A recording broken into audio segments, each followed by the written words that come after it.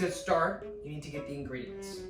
Red pepper, cumin, garlic, lemons,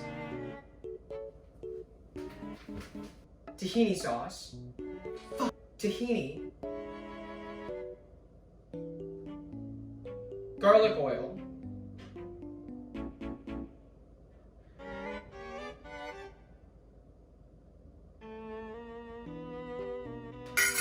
both of the chickpeas. Now that we have both of the chickpeas fully drained, you will taste the hummus.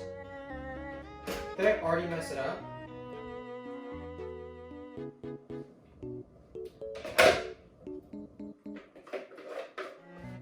All right. Thank you. Hope you enjoyed.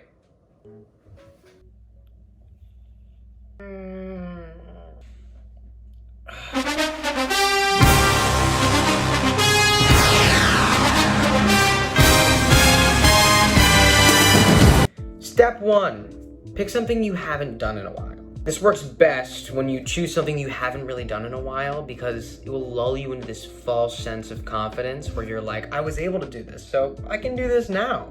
Say, for example, you think you are really good at making hummus and you were able to do it really well like a year or two ago, so you could do it now. That's your project. Step 2. Lean into this confidence and procrastinate. You were really good at this skill the last time you did it. So what changed? Also, shooting is so easy. You don't need any help because you can easily do it with very little prep beforehand. Just remember, believe in yourself. Step 3, pick a shooting location that has a lot of traffic. This works best for people who live with a lot of other people because most of the time, even if you pick a time that's later, specifically so people won't be around, they still will be. And the people walking by are great for ruining takes, having to stop recording for 30 minutes so people can just, walk around, and also making life just more difficult and making shooting more difficult.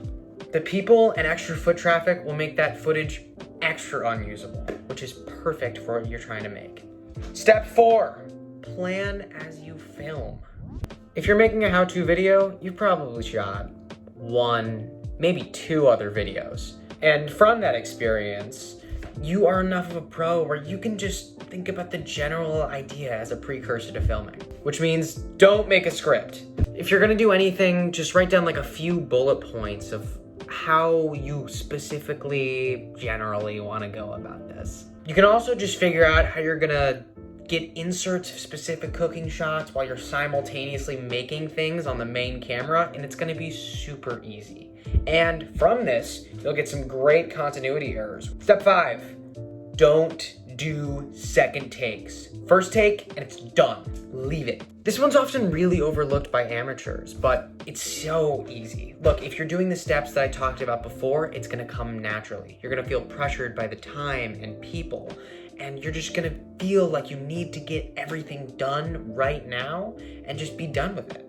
And if you speed through everything, you'll get these perfect one takes that are awful and really hard to edit and a pain. And step 6, and this is the most important step, don't learn from your mistakes. This is the biggest one, so if you take anything away from this video, I hope it's this. When you make these kinds of mistakes, it's best that you just don't acknowledge them. Don't think critically about what went wrong and why it did. Don't pick something that you feel you are currently equipped to handle. Don't write down the specifics of what you're gonna say. Don't take time to really plan out and flesh an idea before you start filming. Don't rehearse.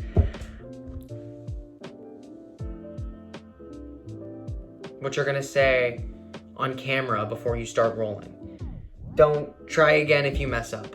And most importantly, don't be resourceful. Don't take what you have and think of ways to make it better. Don't think of ways to turn mistakes into opportunities, because if you did that, then maybe you might actually be on the path to making something better. So, in conclusion, if you want to make a bad video, follow these steps, and most importantly, don't be resourceful.